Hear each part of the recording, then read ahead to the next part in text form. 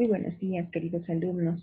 El día de hoy vamos a hablar de la literatura virreinal, la cual hace honor a su nombre, ya que se desarrolló en la época de los virreyes.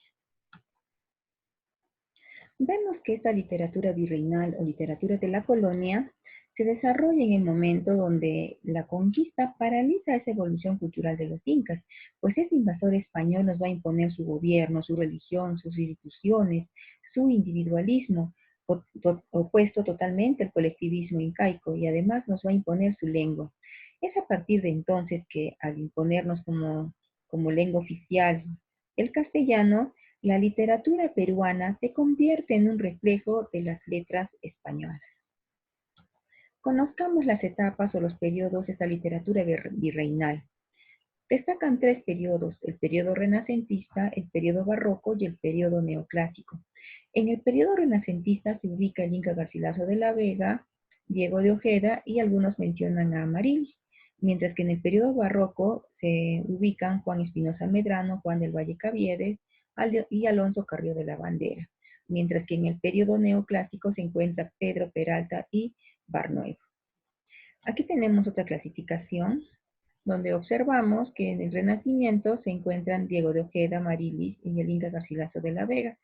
Esta etapa de Renacimiento se inicia entre el siglo XVI y comienzos del siglo XVII.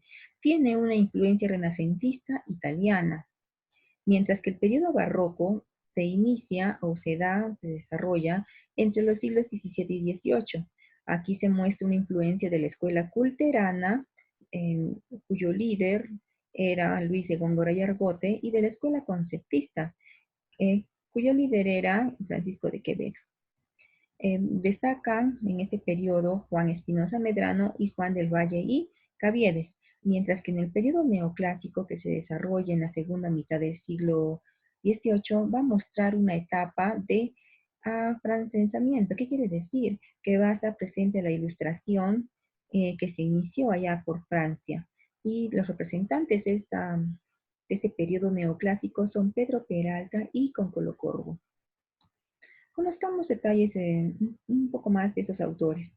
Vemos que Diego de Ojeda llega al Perú a los 20 años aproximadamente, miembro de la Orden de los Dominicos. Su obra está dedicada a una labor catequizadora. Él fallece en Huánuco en el año de 1615. Ojeda está estrechamente relacionado con los intelectuales de su época y compartió con ellos la influencia renacentista. Su más importante obra fue La Cristiada, que es un poema épico religioso dedicado al virrey Juan Manuel Mendoza y Luna. Además, consta de 12 cantos donde recrea la pasión y muerte de Jesucristo. Este poema épico religioso se inicia con la última cena y culmina con la crucifixión del Señor. Se ve que hay una influencia renacentista, ya que está llena de fervor religioso. Recuerda que Diego de Ojeda pertenece a la etapa del Renacimiento.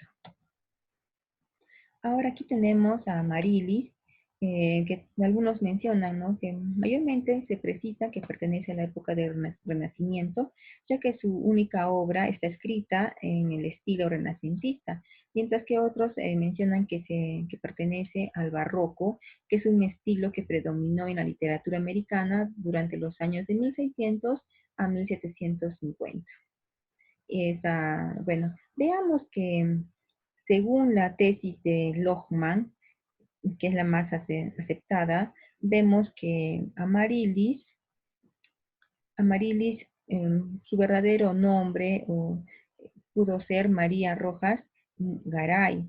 Según Guillermo Lohmann en Villenas, ese fue su verdadero nombre, y en realidad con certeza se debe afirmar que la teoría de Lohmann es cierta, ya que tiene fundamentos biográficos tomados de la misma obra que escribió esa poetisa Amarilis.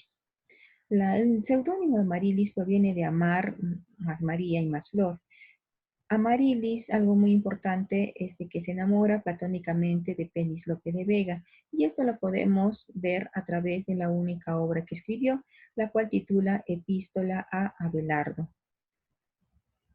Vemos que en ella, esta epístola a Abelardo, Amarilis utiliza la estrofa silva, que está compuesta por 18 estrofas, El tema central es la declaración del amor platónico de la dama por el renombrado poeta español y tiene un tono confesional y autobiográfico. Justamente por esto es que podemos deducir que María Rosas Garay fue una huérfana que provenía de dos familias inquisitorias ilustres que fundaron la ciudad de León, allá en Huánuco. Ella fue pupila de un convento del Beaterio de las Agustinas Recoletas, donde recibió una estricta y amplia formación renacentista. Bueno, es lo que los datos que se han averiguado de Amarinis.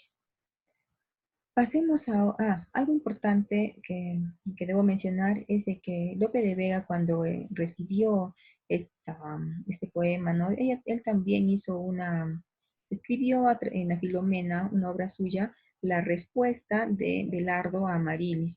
Sin embargo, probablemente María Rosas Garay no pudo recibir esta obra con la respuesta de Lope hacia su persona. Pasemos ahora a hablar de Juan Espinosa Medrano, que pertenece al barroco, mm, a al periodo del barroco de la literatura virreinal. ¿Y quién fue Juan Espinosa y Medrano? Bueno, a él fue conocido como el Lunarejo, como el Doctor Sublime y como el Demóstenes criollo.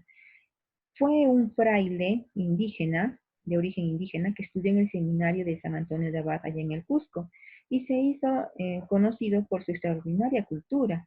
Además, fue ganando fama por ser un orador grandilocuente. Justamente de allí nace el apodo de Demóstenes criollo, ya que recordemos que Demóstenes era un gran orador griego.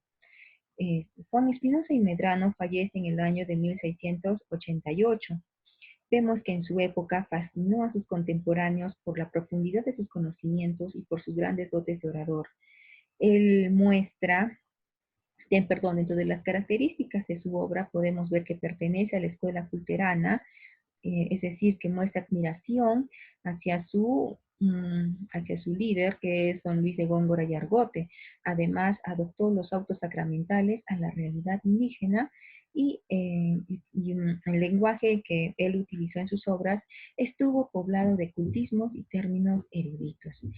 La obra que más destaca de Juan Espinosa y Medrano es el apologético en favor de don Luis de Góngora y Argote. Esta obra fue escrita en defensa de este poeta español y escrita al estilo del barroco.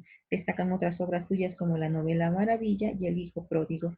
Algo que te quiero mencionar es una anécdota, es una lectura muy interesante de la cual se muestra, nos cuenta, nos detalla que Juan Espinosa y Medrano el Lunarejo estaba dando una misa, oficializando una misa y también dando cátedra en la misma en una ciudad allá por el Cusco.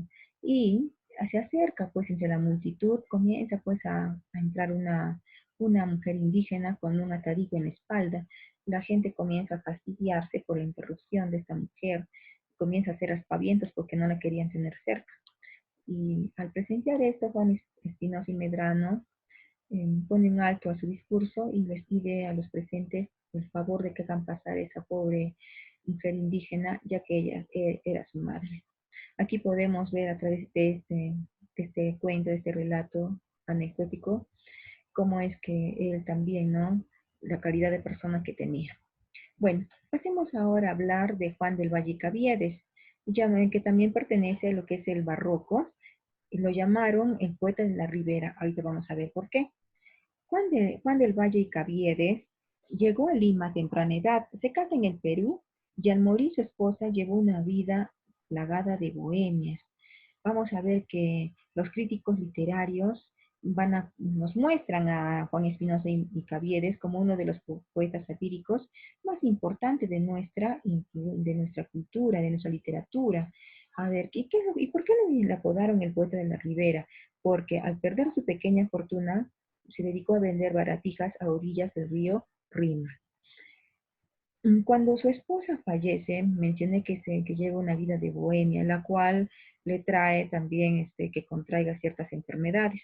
Es así que él odia a los médicos porque los médicos no pueden tratar esta enfermedad de la cual esta enfermedad que él tiene. Entonces él pues él desarrolla una aversión hacia los médicos. ¿Y por qué lo menciono? Ahorita vamos a ver. Vamos a ver que dentro de las características de su obra, vemos que su poesía está íntimamente relacionada con su vida.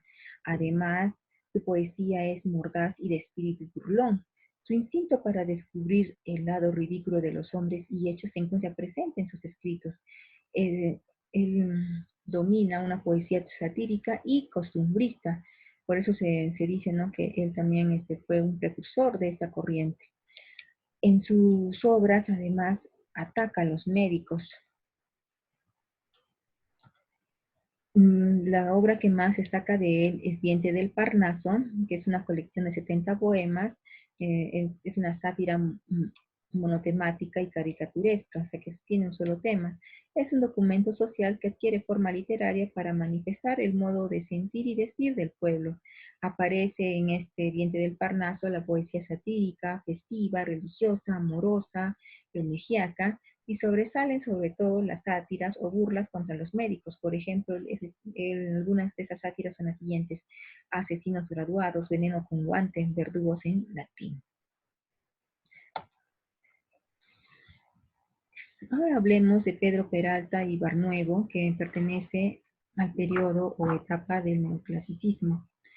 El Pedro Peralta y Barnuevo fue llamado el Doctor Océano y el hombre del continente, y el hombre continente, perdón. Él nació en Lima en el año de 1673.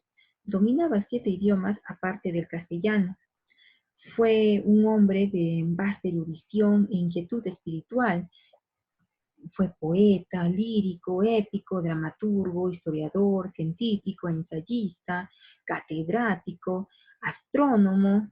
Incluso llegó a ser 3 veces rector de la Universidad Nacional Mayor de San Marcos.